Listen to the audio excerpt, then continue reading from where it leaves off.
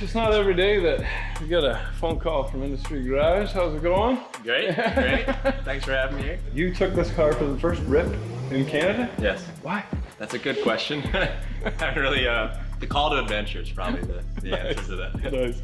Let's get into it, guys. This is one of the most amazing cars that you guys are gonna see. And I keep saying that, but man, this thing's epic. I've seen some stuff outside that we can test that with, but. Here we go.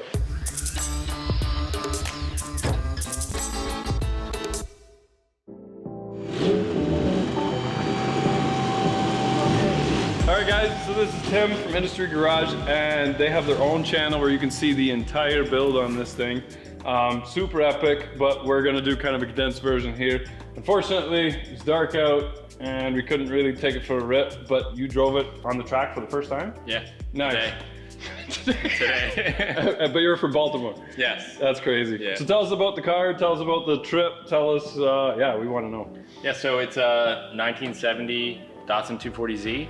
Street Bandito is the YouTube channel. Industry Garage is my company that actually makes all these panels and stuff. The whole thing weighs 1,788 pounds. Only the firewall and the floor and like the A-pillars are stock steel still. Windows are all polycarbonate. We had a rear window, but on the drive up here, it flew away somewhere. We didn't actually notice until we were at the gas station halfway here. Pretty much completely carbon fiber.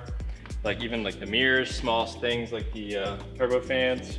It's F22C powered, which is a 2008 S2000 engine and transmission with the Borg Warner turbo, Link ECU. The whole suspension setup is from Technotoy Tuning.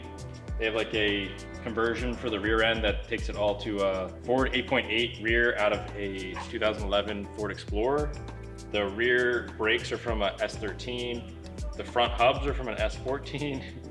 There's a lot of like different bits of car. It's pretty much just a track built, but today, yeah, was our first day of actually testing it.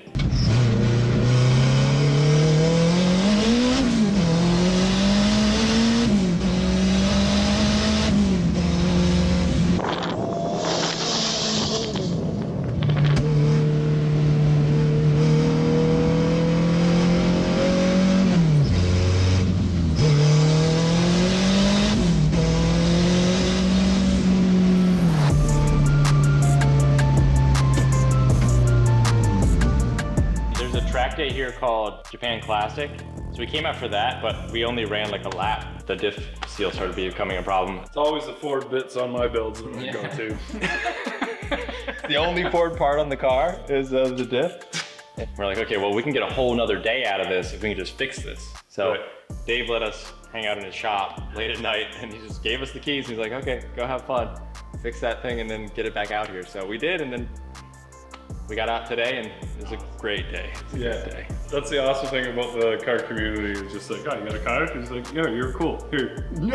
Everybody that we have met has been exactly that way, like terrific people. But yeah, so everything is set up with aero in mind. We did have a big swan neck rear wing. Even the mounts were like 1/4 inch thick carbon fiber. It's like 24 layers thick of carbon fiber to make these mounts. I have my own dual element wing that I'm in the process of making, but wow. We decided to run it today without it. It also doesn't have the flat floor on it, but it's 80% there. Right. How to do? Besides, like, you're happy with it? Or surprised? Yeah. I mean, I've completely taken the car apart and put it back together myself. I'm surprised how well it held together, honestly. I was definitely expecting to find a lot more problems. Yeah. Like the left rear brake seems like it might be sticking a little bit. We have this diff seal, but other than that, we haven't ran into any big issues. Cooling's all under control. Cooling's under control, yep. Wow. The suspension is all Fortune Auto suspension. They're the Pro 2-way, so they have actual dampening and rebound control separately. Yeah. They just came in and in-house, like custom made them for me, and then a little bit of adjusting on that, and that's it. And it's been pretty terrific.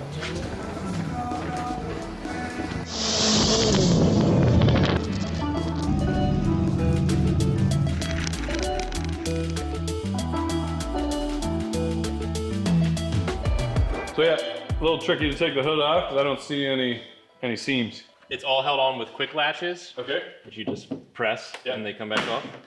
But this actually was 8 whole panels. So it's a hood, headlight buckets, 2 fenders, a cowl, and then a little inspection panel. So this whole thing weighed 250 pounds and now it weighs 12. So, but it is a pain to get off. Right, and then it's not that bad. And then all the aero for the cooling is in there. I see air coming in and out. Yeah, so there's a little scoop here in the front, and this actually scoops in air to this oil cooler, which is sitting horizontally. And then there's actually a piece inside the hood that sits against a rubber seal. So it actually pulls the air out through this section, these 3 sections right here. Yeah. And then the rest of the air gets sucked up through the intercoolant through the radiator, and then it comes out the center section. And there's 2 channels that run out the 2 little vents here, which I've made 3 different versions of, but I'm not happy with any of them. So I'm onto the 4th version now. But yeah, that's pretty much it. Let's take one bolt off the fender.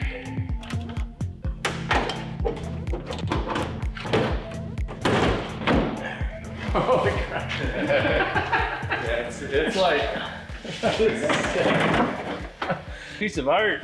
So you do all the fabricating on here as well? So all of the welding was done by my buddy Josh, JCH Fab, but everything else other than the actual welding is me. Did you get it in the engine? Nope. No? Completely bone stock F22C. Yep. That's awesome. Yep, it's just got 1700cc injectors, ethanol sensor, and a decent sized turbo, and that's pretty much it. That's awesome. It should be good for 600 with the 85, but right now we're just tuned for 93. So we're like mid 3s. Yeah.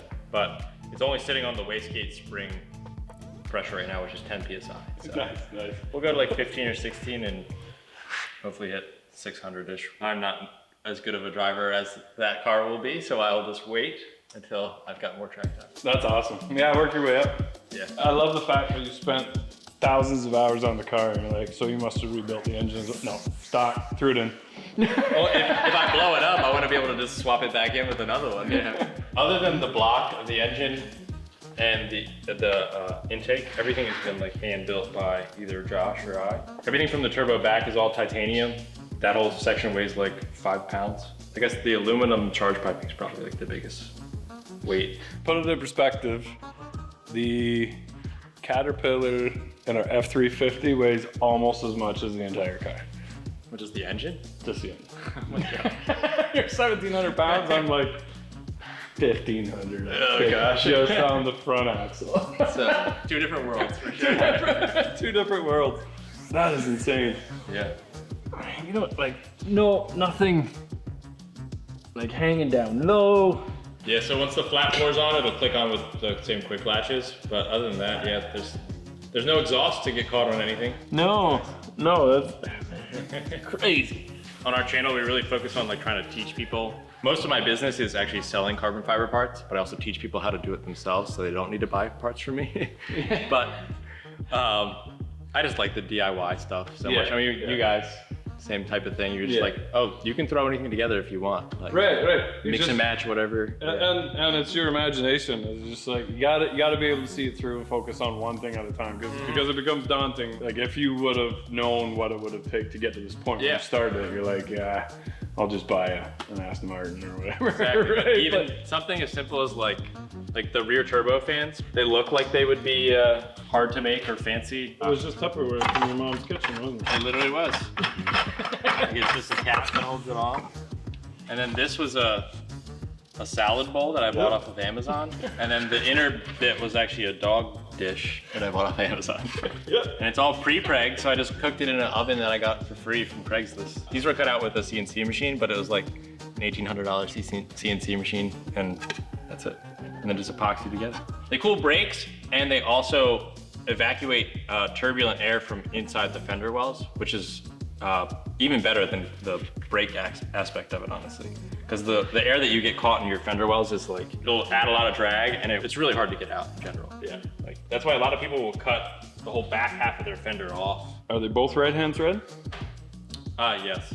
Yep. Yeah, you're worried about them coming off? Well, we went like 140 down the straight at, what's it called? And they were okay so far. They didn't like come off at all? They didn't loosen up at all. Okay. But crazy. We'll see. I mean, they're easy enough to remake, so I'll just keep doing it until I see one fall off. Like the transport truck's left-hand side is left-hand thread, right-hand side is right-hand thread, right? Yeah, Just the exactly. way that If you have like center lock wheels, it's the same thing. Yeah. And tell us about the inside. Yeah. Get some fancy steering wheel. And You have to open it, you have to put your knee into it, which is not so fancy, but it's literally a carbon fiber door skin with a little bit of the metal that was there before. yeah, you need the hinges and stuff. Yeah, right? exactly. So It's important. So the interior is just a stock S2000 gauge cluster with just like a carbon dash. It splits in half because I wouldn't be able to fit it around the pillars of the roll cage. It's also a lot easier because a lot of the electronics are behind that passenger side. The steering wheel is all Bluetooth. There's like a little, well actually not Bluetooth, it's infrared. There's a little infrared sensor inside here, and there's another one inside the dash. So all of the stuff to turn on is all Bluetooth from this steering wheel. Which if you're, you know, Honda guy, you gotta take your steering wheel off while you're riding and stuff like that. Yeah. So, and then the charger and everything. But, so cool. and then the key is a snap-on screwdriver. Other than that, the interior's pretty much stock. I've got like little kick plates by Techno Toy Tuning, stock S2000 6-speed transmission. It's got a Odyssey battery and then just 2 Sparco seats. And that's pretty much it for the interior.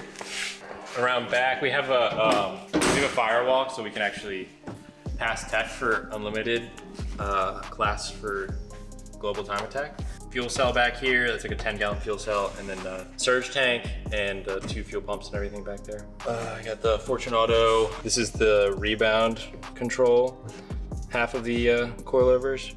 We have Techno Toy Tuning. They make this tri-bar brace. I just replaced all the aluminum parts with carbon tubes that I made. They're actually gonna start selling these sometime soon once we get production. You made the splitter rods too? Yeah, yep, splitter rods. The taillights were 3D printed by my buddy Alex. He designed the little LED thing. We have like kind of an X theme going. Other than that, we're running proxy RRs right now. They seem to be pretty good on the track for the one day that we've had it on the track so far. They're really predictable. They've been awesome so far. And then all of the actual carbon fiber was given to us by Fiberglass, one of our key sponsors. They have jumped on in the beginning of this. I was buying their products anyways, but we kind of started teasing. You're like, hey, they should probably sponsor us. And then they reached out and they did, and it's pretty amazing. So. It's awesome when companies that you're already using like recognize it and you're like, hey, let's just work together. Yeah, every company has been that way. Like I was already buying Techno Toy Tuning's parts. I had bought them in like 2011 and I was running them on the car already. That's awesome. All right, man. Thank you very much for showing us. We'll do a Timmy's run another day. Yeah, there you go. We'll be back. Right on. All right, guys. If you guys have builds yourself, whether it's just a swap, diesel swap into something, or something as full scale as, you know, I built my own car, hit us up on our website and do a submission. That way we can plot you on a map, and when we go touring down the States or in Canada, we might give you a shout and say, hey, we're in your area. Can you meet us here? We want to check out your car. We appreciate everything that goes into the vehicles, whether it's your full-time job or you're wrenching on weekends and stuff. We want to see it. So definitely hit us up.